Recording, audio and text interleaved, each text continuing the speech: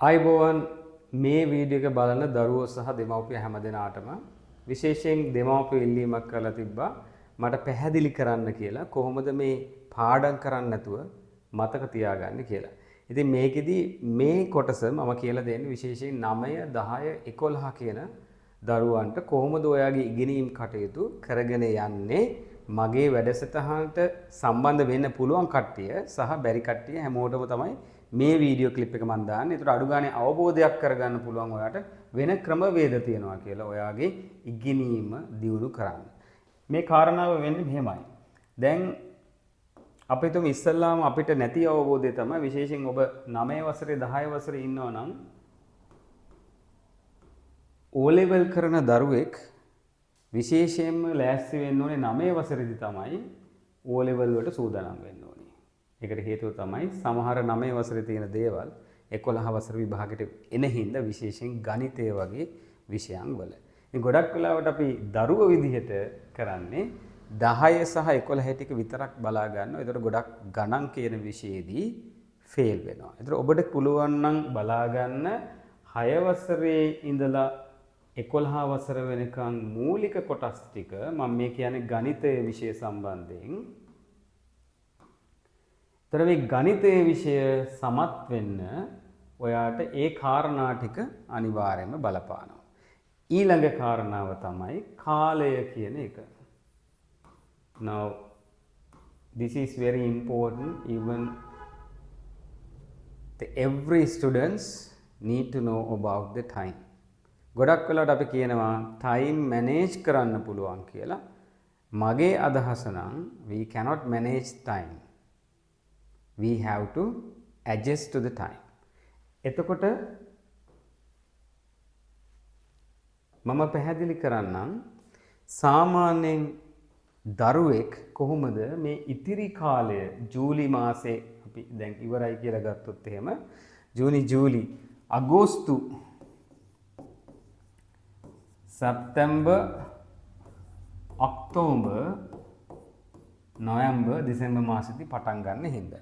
එතකොට මෙතන ඉඳලා මෙතෙන්ට අපි නිකන් ඇවරේජ් එක මාසයකට දවස් 30ක් විතර තියෙනවා කියලා ගත්තොත් එතකොට අපිට අගෝස්තු සැප්තැම්බර් එක මාසයකුත් සැප්තැම්බර් ඔක්තෝබර් එක මාසයකුත් ඔක්තෝබර් නොවැම්බර් තව මාසයකුත් නොවැම්බර් ඩිසෙම්බර් තව මාසයකුත් විදිහට අපිට මාස 4ක කාල සීමාවක් එනවා.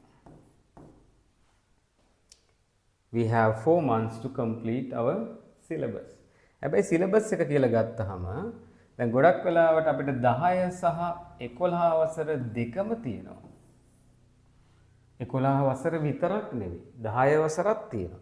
එතකොට ළමයෙක් මේ වෙනකන්ම වැඩ කරලා නැත්තම් ගොඩක් මම මේ වීඩියෝ එක දාන්න හේතුව තමයි සමහර ළමයි පේරන්ට්ස්ලා ගොඩාක් අසරණ වෙනවා. ළමයි කියපුවම ඉස්කෝලේ යන්න බෑ. මේ පාර විභාගي කරන්න බෑ. එහෙම නැත්තම් මැරෙන්න හිතෙනවා. ඔන්න ඔය වගේ කාරණා සම්බන්ධයෙන් උපදේශන සේවාව මම මේ දවස්වල ඉතාම කාර්යබහුල වෙලා ඒ සම්බන්ධයෙන් වැඩ කරනවා. තියෙන ලොකුම ප්‍රශ්නේ තමයි පේරන්ට්ස්ලටත් මේ වෙලාවේ මූල්‍යමය පහසුකම් සපයන්න විදිහක් නැහැ දරුවන්ට. ඉතින් මේ වීඩියෝ එක බලන්නේ විභාගේ පාස් වෙන්න ඕනේ.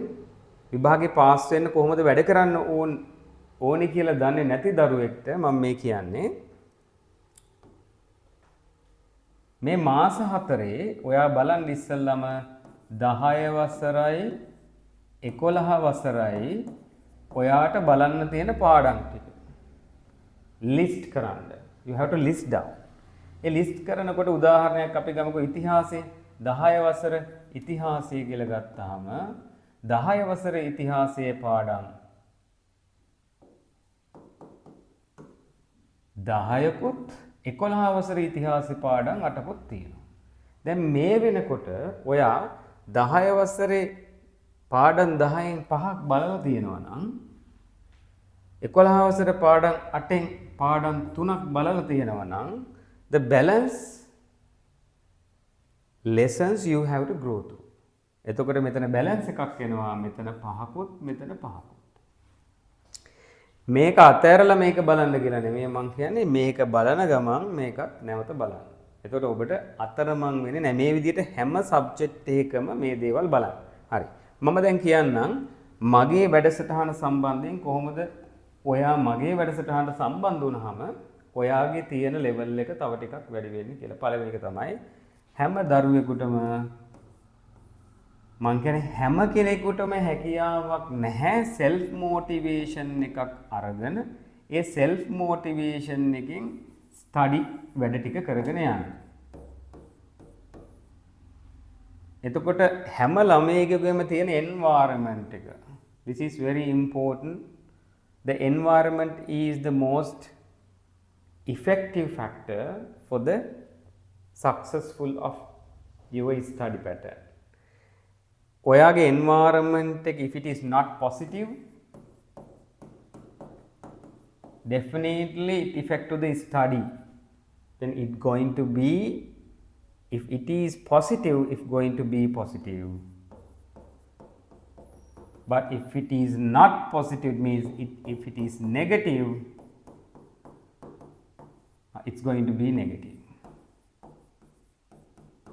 දැන් ගොඩක් අම්මලා තාත්තලා අහන ප්‍රශ්නේ තමයි ළමයා හොඳට වැඩ කරනවා නමුත් විභාගෙදී ලකුණු නැහැ.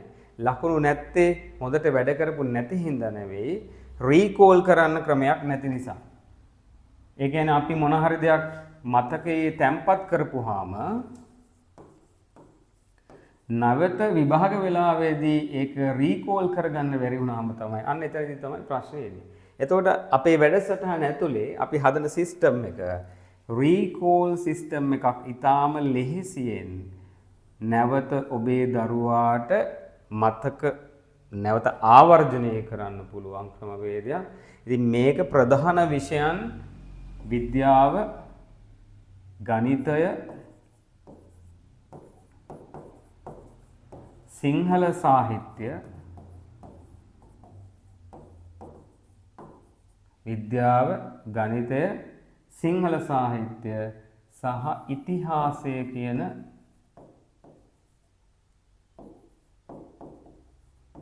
සබ්ජෙක්ට්ස් වලට තමයි මේ වැඩසටහන යන්නේ. ඒකට හේතුව තමයි මෙන්න මේ කොටස් තුන ඊටාම වැදගත් විභාගෙදී ඒ විශේෂයෙන් ගණන් වලට C1ක් වගේ රජයේ රැකියාවකට යන්න බලාපොරොත්තු වෙනවා නම් C1ක් තිබිය යුතුයි. සිංහල වලට C1ක් තිබිය යුතුයි. කෙසේ වෙතත් ඔබ A level කරන්න නම් සියලුම විෂයන් පාස් වෙන එක හොඳයි. එහෙම නැත්නම් ගොඩක් වෙලාවට අසරණ වෙනවා ළමයි ඉස්කෝලේ ගියාට පස්සේ මං ගණන් පස්සේ කරලා දෙන්නම්. බොහොම අසරණ තත්ත්වයකටපත් වෙනවා. එහෙම කරගන්න එපා.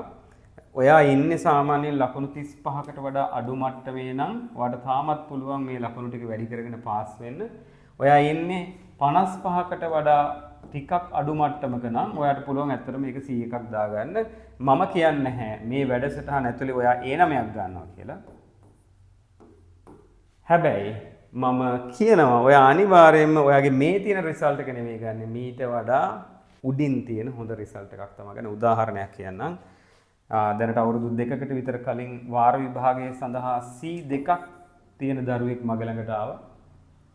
මේ වැඩසටහනේදී ඔහුගේ රිසල්ට් එක A6යි B2යි C1යි. ඉතින් මෙහෙම දරුවෙකුට මේ විදිහට රිසල්ට් එක ගන්න පුළුවන්කමක් තියෙනවා නම් ඔබටත් පුළුවන්. හැබැයි පරක් වෙන්න එපා. මාස 4ක වැඩසටහනක් අපි කරන්නේ.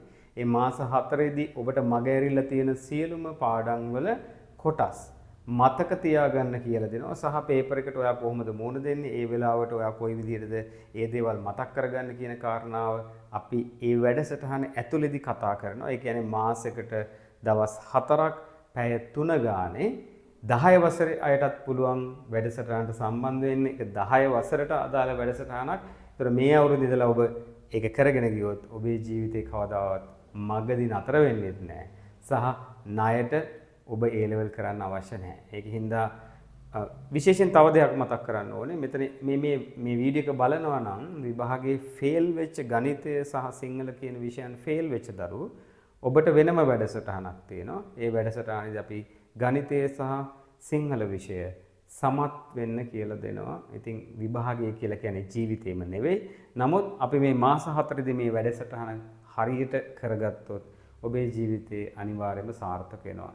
මොනවා හරි ගැටලු තියෙනවා නම් මේ වීඩියෝ එකේ යටින් කමෙන්ට් කරන්න. ඒ කමෙන්ට් කරන දේවල් වලට අදාළව මම ඔබට අවශ්‍ය දේවල් ටික පැහැදිලි කරන්නම්. ඊට අමතරව මේ වැඩසටහනට සම්බන්ධ වෙන්න බැරි දරුවෙක් ඉන්නවා නම් මේ මගේ YouTube channel එකට ගිහිල්ලා ඒ channel එකේ තියෙන මම උගන්වපු පාඩම් අන්න ඒ කොටස් ටික බලන්න සහ live program එක ගිහිල්ලා කොරෝනා කාලෙදී මම කරපු වැඩසටහන් වගේක් තියෙනවා. ඒක බලන්න ඒ ටිකත් ගොඩක් වෙලාවට ඔබේ ජීවිතය සාර්ථක කරගන්න වැදගත් වෙයි. එහෙනම් ඊළඟ වීඩියෝ එකකින් හම් වෙන්නේ ඔබේ අවශ්‍යතාවය මත මොන හරි දැනගන්න දෙයක් තියෙනවා නම් පහලින් කමෙන්ට් කරන්න. සියලු දෙනාටම ජීවිතය සාර්ථක කරගන්න ශක්තිය ධෛර්යය ලැබේවා.